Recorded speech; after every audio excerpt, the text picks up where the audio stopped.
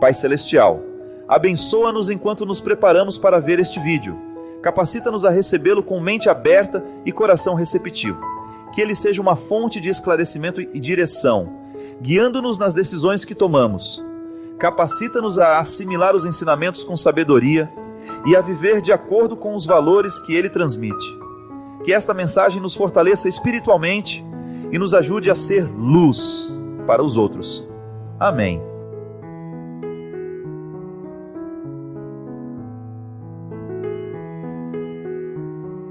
Quando uma vez bateram na porta da minha casa e disseram assim: é aqui que mora o seu Natinho? Eu disse: é. O que você é dele, menino? Eu falei: ele é meu pai. Aí o senhor virou e falou assim: pois é, seu pai bebeu demais, ele está caído lá no centro da cidade, alguém precisa buscar.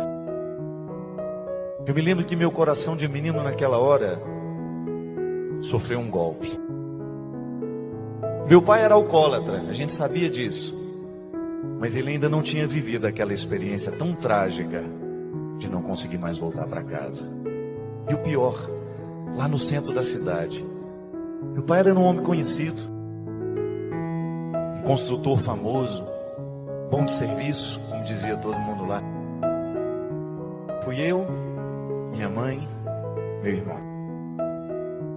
Me recordo como se fosse hoje. Havia chovido, meu pai ainda sujo do trabalho. Era um sábado à tarde, tinha trabalhado a manhã inteira. Passou num boteco, ficou bebendo, não teve força de voltar para casa. Estava na sua bicicleta, caiu, ficou ali, na sarjeta. Havia chovido e ele estava misturado naquela lama que fica entre a calçada e a rua. Quando eu olhei meu pai daquele jeito, sabe? Fiquei pensando. Naquela hora, o que meu coração de criança conseguia sentir era vergonha, só. Medo de que algum coleguinha meu pudesse passar, ver meu pai daquele jeito. Hoje, depois de tanto tempo já passado, depois de tanta história já vivida, eu consigo identificar que o que naquela hora eu sentia não era vergonha, era indignação. Indignação. Porque a gente fica indignado quando a gente vê a pessoa certa no lugar errado. Todo mundo é a pessoa certa. Eu não acredito em pessoa errada. Eu acredito que a gente possa assumir erros, esquecer quem a gente é, mas a pessoa certa a gente sempre é. Porque enquanto nós estivermos no impulso do Espírito Santo, na força de sermos filhos de Deus, mesmo que no pecado, nós somos a pessoa certa. Por isso que você não tem o direito de desistir de você. Mas quando a pessoa certa está no lugar errado, a gente corre o risco de esquecer que ela é a pessoa certa. E aí a gente julga pela situação. E o que eu mais sentia vontade de fazer era retirar o meu pai dali logo, para que nós pudéssemos dar um banho nele, para que ele pudesse voltar a ser o meu pai. E às vezes a vida é assim. Nós também estamos caídos em tantas sarjetas por aí. E o pior, caídos sem alguém que possa vir nos ajudar a sair. Ou pior ainda, quando vemos aqueles que a gente ama caídos na sarjeta e não temos a coragem de ir lá desafiar a nossa vergonha, o nosso medo, para dizer no ouvido dela: você é a pessoa certa, mas está no lugar errado. Quem disse que você nasceu para ser assim, objeto dos outros, objeto do prazer dos outros? Quem disse que você nasceu para ser isso? Quem disse que você nasceu para ser drogado? Quem disse que você nasceu para ser esse alcoólatra que você está sendo, para destruir a sua vida, destruir a vida de quem você ama? Quem disse? E eu me recordo que quando eu fiz essa música para Adriana, eu me lembrei da oportunidade que eu vi meu pai caído daquele jeito. Mas que pena, eu ainda não sabia cantar. Eu ainda não sabia fazer música, eu ainda não sabia pregar, eu ainda não era padre, eu nem imaginava que um dia eu seria padre. Por isso que depois que eu assumi o meu sacerdócio, eu não me canso de pregar contra o álcool, eu não me canso de pregar contra a droga, eu não me canso de pregar contra a prostituição. Sabe por quê? Tudo isso doeu em mim. Não aprendi nos livros, não. Doeu dentro da minha casa, com irmãs prostituídas, com irmãos drogados, com pai alcoolizado. Se hoje eu tiver força para lhe convencer, eu quero. De que você não nasceu para viver isso que viveram os meus irmãos. Que você não nasceu para se curvar a todo esse processo de destruição que essa sociedade traz, socializa, nos entrega, como se nós fôssemos um depósito de lixo, como se nós não tivéssemos inteligência para escolher, como se nós de fato estivéssemos prontos para morrer. Porque se a estrutura não é santa, eu tenho que santificá-la com a minha vida, eu tenho que santificá-la com o meu testemunho, porque se o mundo ainda não é santo, eu não tenho o direito de dizer que eu não serei também. Ao contrário, quanto maior for a presença do pecado, do diabo, das estruturas pecaminosas no mundo, maior tem que ser a nossa reação de homens e mulheres de Deus, porque nós não podemos nos curvar, mas nós temos que estar atento a todas as sarjetas da vida. Primeiro, para que a gente se levante dela. Depois, a gente tenha força de buscar aqueles que ainda não conseguiram sair. Que cada vez que nós convencermos uma pessoa a se levantar das sarjetas da sua vida, sejam elas dos afetos, da realidade prática, concreta, de alguma forma o Espírito Santo estará santificando o mundo em nós e a partir de nós. Padre Fábio, estou me sentindo muito sozinha, tenho uma família maravilhosa, mas estou me sentindo mal. E isso não faz parte da minha pessoa. Eu acho que eu estou nesse momento achando que todos falam de mim, que todos me desejam mal, que todos sentem inveja das coisas que eu consigo, choro todos os dias, fico nervosa com qualquer coisa, penso besteiras na minha cabeça e não consigo mais ir para a faculdade cursar direito que eu estava fazendo. Me ajude. Meu nome é Larissa, tenho 20 anos. Tá vendo? O sintoma da Larissa é um sintoma já muito comum nos dias de hoje, que é essa ansiedade, insegurança, medo. Tudo isso decorrente, de um jeito de viver muito para fora. É claro que existem quadros assim que você precisa encaminhar, vamos ao médico, vamos ver o que está acontecendo com a gente, pode ser que esteja faltando lá uma substância física, química, que provoque o bem-estar. Isso é outro caso. Estou dizendo dessas inseguranças que nós estamos criando, que nós estamos mergulhados nelas e que estão dificultando demais os nossos convívios, minha gente. Uma coisa é certa, a vida nunca foi fácil. Eu não tenho essa ilusão de pensar que hoje é mais difícil do que foi ontem. Agora há um fato inegável. O mundo ficou muito modificado de 30 anos para cá. A comunicação mudou radicalmente o mundo. E isso gerou muitas consequências em nós. Uma delas é essa insegurança, esse medo. Nós temos medo. A palavra que hoje caracteriza muita gente é medo. Nós temos medo de que vamos perder o outro. Nós temos medo de que o outro não vai ficar a vida inteira ao nosso lado. Nós temos medo de não dar conta. Nós temos medo da solidão, nós temos medo de sentir medo. Sabe, minha gente, toda vez que nós decidimos por fazer uma experiência de Deus, a gente precisa entender que Deus vai mexer nisso tudo. que Deus vai começar a mexer nas estruturas da nossa vida para que a gente tenha, primeiro, consciência de que não podemos ser assim. De que nós estamos vulneráveis a ser assim. Nós estamos vulneráveis porque nós estamos mergulhados neste mundo assim. Mas nós podemos fazer uma experiência nova. Dentro aí da sua casa, dentro do seu quarto, aí na sua solidão, hoje você pode escolher por uma vida nova. Você não está condenado a viver a vida de todo mundo. Hoje você tem a oportunidade de ser tocado por essa força de Jesus, por esse impulso de Jesus, por essa graça que Jesus nos oferece, para provocar dentro de você uma revolução. Essa transformação interior que se chama conversão. Hoje eu quero olhar para o mundo com um pouco mais de otimismo, com um pouco mais de esperança e com um pouco mais de disposição. Não quero permitir, não quero admitir de jeito nenhum, eu não quero admitir que eu tenha que morrer com os defeitos que tenho hoje. Eu tenho a possibilidade de olhar para as minhas misérias e atravessar esse mar.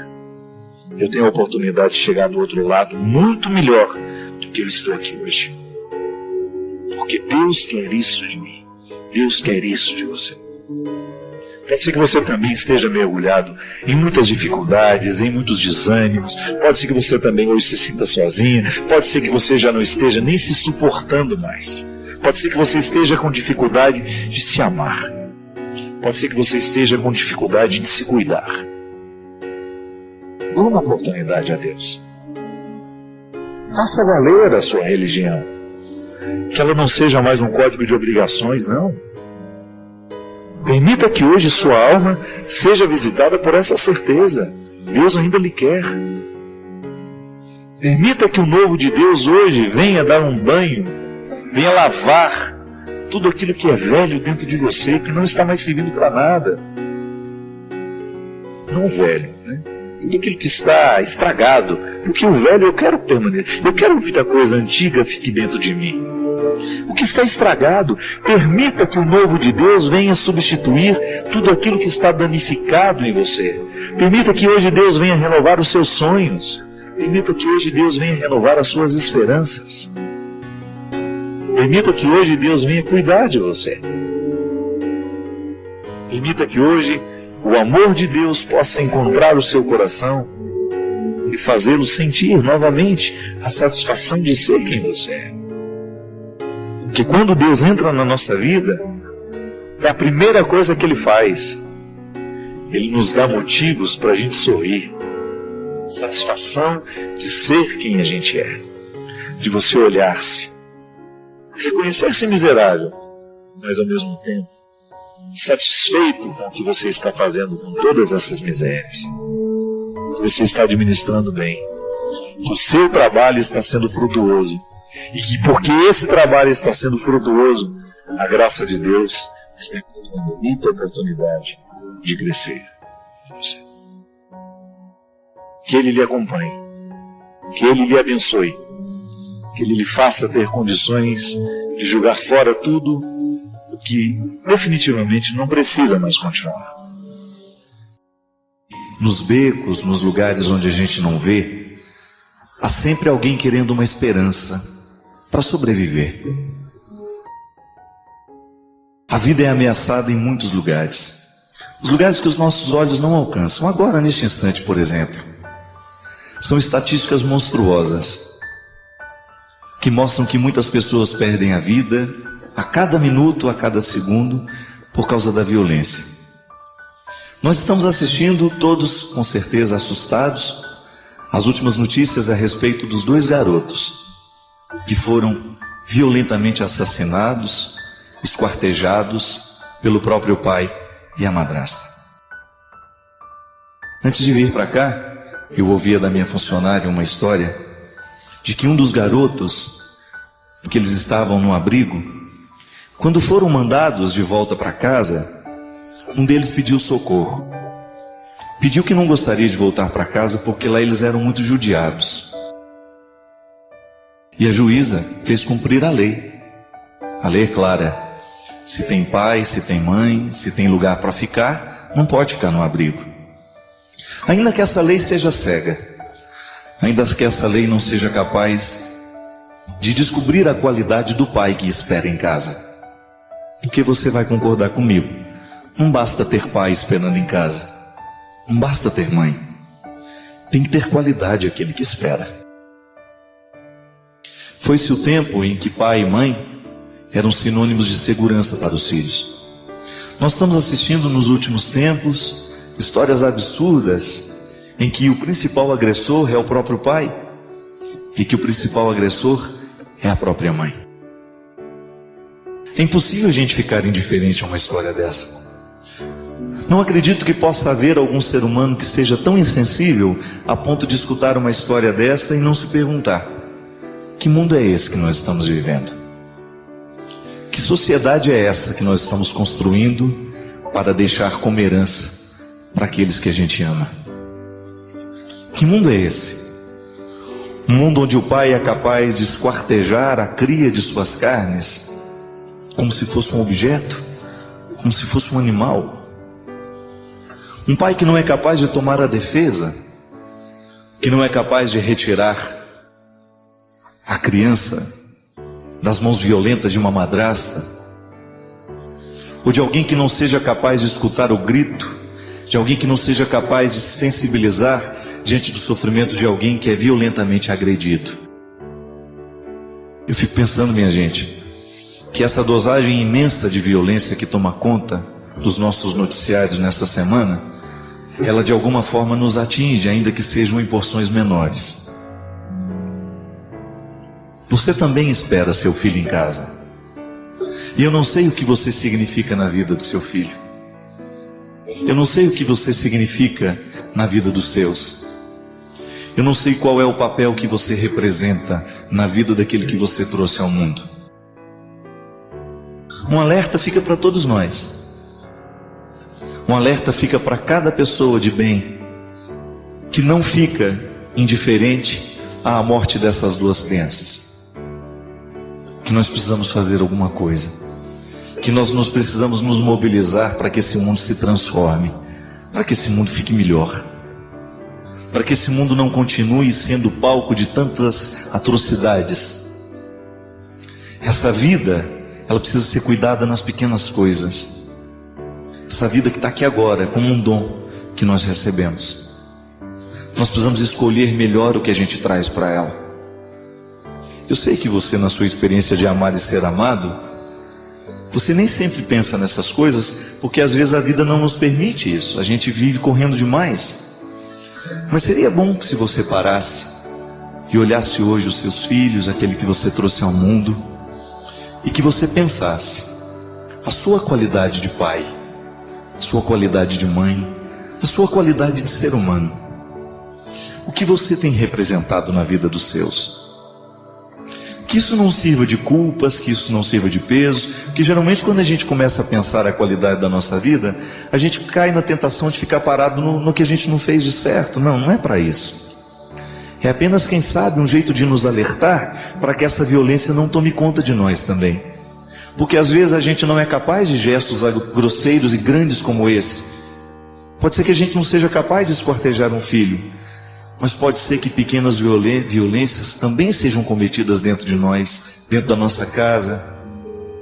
Um jeito estranho de amar, um jeito estranho de ter as pessoas do nosso lado, e que, quem sabe, diante da tragédia dessas duas crianças, isso poderia mudar um pouco o nosso jeito de olhar para as coisas. Pudesse, quem sabe, modificar o jeito como nós olhamos para as pessoas que nós amamos, o jeito como nós olhamos para os filhos que nós colocamos no mundo, o jeito como nós olhamos para a nossa casa, para a nossa família, para tudo aquilo que a gente é, para tudo aquilo que a gente ama. Existem algumas canções que conseguem quase que abarcar boa parte do grande significado do cristianismo. A boa nova é a gente poder anunciar a uma pessoa uma notícia que vai fazer bem aos ouvidos. Você sabe muito bem o efeito que uma notícia ruim tem sobre nós. Quando você escuta uma tragédia, por exemplo, você ouviu a notícia de que alguém foi baleado, como ouvimos nessa semana, que uma criança perdeu a vida porque foi baleada lá numa favela do Rio de Janeiro. Quando uma notícia ruim entra dentro de nós, parece que ela tem o poder de paralisar-nos por uns instantes, algumas pessoas, dependendo do grau de envolvimento, por alguns dias. Aquele impacto que a notícia ruim tem sobre nós provoca um processo de desesperança. Aliás, grandes desesperanças nascem de tragédias miúdas que a gente vai alimentando aos poucos. Eu mesmo já pude acompanhar muitas pessoas que viviam processos depressivos justamente porque colocavam muita atenção nas notícias ruins de todos os dias. É como se aquela notícia ruim conseguisse atingir algum lugar da nossa alma, aquele lugar ali mais íntimo que é capaz de provocar as nossas esperanças, as nossas alegrias. Notícias ruins têm o poder de nos paralisar para coisas boas. A boa notícia que nós temos é que Deus não se cansa de nós. A boa notícia é que Deus não se cansa de nos oferecer estradas para que a gente continue andando. Eu sei que em muitos momentos da sua vida, você corre o risco de pensar que naquela curva a sua estrada terminou. São os momentos das dores, dos sofrimentos, em que a gente não sabe fazer a travessia. Eu acredito, minha gente, que existem alguns momentos da nossa vida que eles são de fundamental importância para que a gente tenha condições de ultrapassar, para a gente chegar ao outro lugar. Assim como uma ponte se presta a ligar dois lugares. Uma ponte, ela é sempre um mecanismo, um lugar que nos favorece chegar a outro. Ela não é definitiva na nossa vida. Você passa por elas à medida em que você precisa continuar a sua caminhada e de repente você tem ali um obstáculo diante de você. O sofrimento se presta na vida humana da mesma forma, do mesmo jeito que uma ponte se presta a nos fazer chegar do outro lado. E o grande desafio é a gente não enxergar na ponte a realidade definitiva. Pode ser que se a gente olhe apenas para a ponte, a gente não vai conseguir enxergar o outro lado. E sofrimentos costumam ser lugares de travessia. Através deles, nós conseguimos alcançar coisas mais nobres, lugares mais nobres, que até então as alegrias não haviam nos proporcionado. Pessoas interessantes são pessoas que sabem fazer as travessias o tempo todo. E aliás, os sofrimentos eles deixam de ser benéficos na vida humana no momento em que nós olhamos para ele como determinantes, definitivos. Não, eles são apenas passageiros. Você sabe muito bem disso. Durante um tempo da sua vida você precisou se preparar arduamente para você poder entrar na faculdade.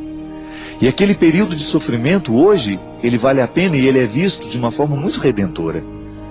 Hoje você conseguiu fazer a sua faculdade, ter a sua profissão. Hoje você vive outras pontes. Hoje você vive outras travessias. As dificuldades nossas de cada dia, que também se prestam a ser pontes para nos ajudar a chegar no lugar que Deus preparou para nós. Muitas vezes nós ficamos desanimados, parados no nosso processo, porque a gente só olha o que está acontecendo. Mas não. É sempre bom que a gente perceba que Deus está nos convidando a ir além. E essa é a boa notícia. Deus ainda continua acreditando em nós. Deus ainda não se cansou de nós. Nosso desejo hoje é de alcançar o seu coração, de fazer bem a Ele, através de uma palavra que possa ajudar a pensar, ajudar a viver, a sentir.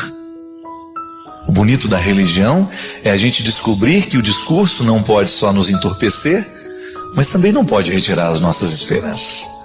Ele tem que ser essa mistura bonita de terra e de céu, para a gente ter sentido, para a gente continuar sabendo que o discurso diz respeito a nós.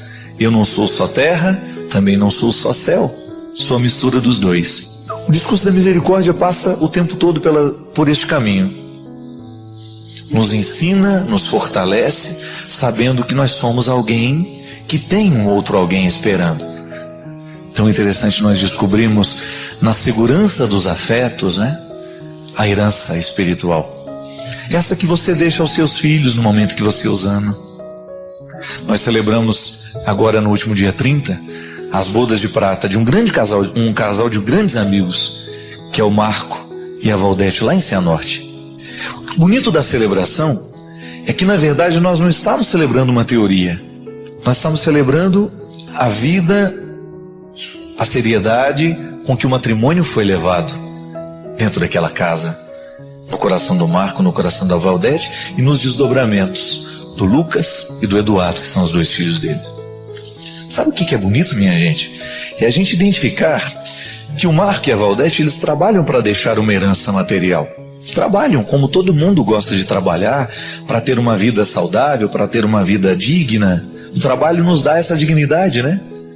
Mas a herança, a que verdadeiramente sustenta a vida de um filho, e a Valdete e o Marco sabem disso, é aquele caráter que você deixa impresso na alma e que dá até à criança, ao filho depois, condições de administrar bem o que ficou materialmente. Porque se não tem caráter, em pouco tempo a herança material vai embora. A religião está aqui para isso, para nos ajudar a lidar com a herança espiritual, que nos influencia a lidar também com a nossa herança material.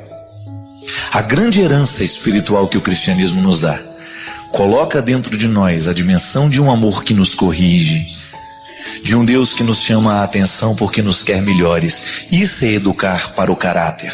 Isso é você deixar marcas indeléveis, isso é, não saem. Um pai, no momento em que ama o filho, que o educa, que chama atenção na hora certa, que coloca o limite na hora certa, ele está gestando caráter. E este menino será um grande homem. Ela será uma grande mulher, porque herdaram uma herança espiritual. Não herdaram apenas a matéria. Matéria acaba, termina, vai embora. Mas e aí o que fica de nós? O cristianismo é uma proposta bonita, nascida do coração de Jesus, já vivida de maneira diferente, imperfeita, porque Jesus é a plenitude dessa revelação.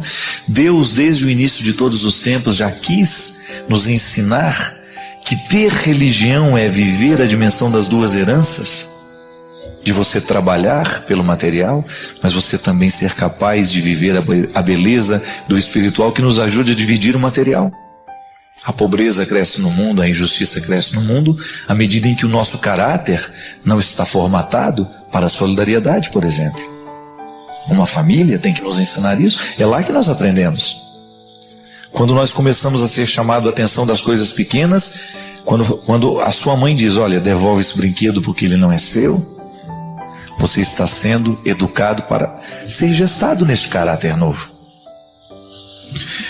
E Deus quer fazer isso com todos nós, minha gente. A palavra dele está aí para nos orientar, para nos fazer pensar este caráter, esta diferença que nós precisamos exercer no mundo de hoje. Eu tenho este caráter dentro de mim, eu sou cristão. Eu vivo a partir desta responsabilidade. Com as minhas fragilidades, com as minhas possibilidades, tudo isso a serviço dele, para fazer este reino acontecer, lá onde eu trabalho, lá onde eu estudo, na casa onde eu moro, na família que eu constituí. Nós não temos o direito nunca de fugir dessa responsabilidade, de deixar essa marca de cristianismo no mundo em que a gente vive, no trabalho que a gente realiza.